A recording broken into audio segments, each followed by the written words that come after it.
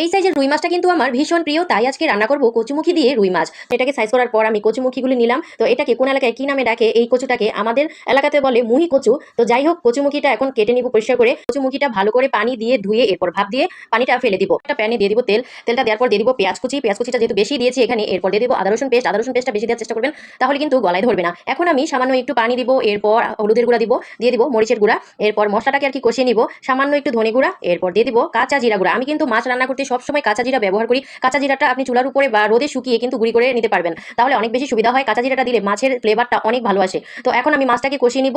এই যে এখানে দুটি মাছ নিয়েছি, তো দুটি মাছ আমি ভালো করে এই মশলাটার সাথে কষানোর জন্য সামান্য একটু পানি দিয়ে দিব। মাছগুলোকে উল্টে পাল্টে মশলার সাথে মাখিয়ে নিয়ে নিব, এরপর একটা ঢাকনা দিয়ে কিছুক্ষণ এটাকে কষানোর চেষ্টা করব। আমার কিন্তু ভাজা মাছ তরকারিতে অনেক ভালো লাগে, কাঁচা মাছটা আমি পছন্দ করি না। তো এই যে মাছটা কষানো হয়ে গিয়েছে, এখন মাছটা তুলে নিয়ে তারপর আমি কচুমুখীগুলো সব দিয়ে দিব।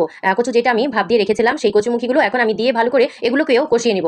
তো এখন কচুমুখীগুলোকে ভালো করে কষানোর পর এর সাথে আমি দিয়ে দিব এই যে মাছ। যদিও আমি ভাজা মাছটা খুব পছন্দ করি, কিন্তু আমার জামাই আবার এই মাছটা কাঁচা পছন্দ করে, কাঁচা কষানো মাছটাই খুব পছন্দ করে। তো এই যে আমার রান্নাটা কিন্তু হয়ে গিয়েছে গাইস। তো এখন আমি তুলে নিব। দেখেন কি সুন্দর কালারফুল হয়েছে আমার রান্নাটা।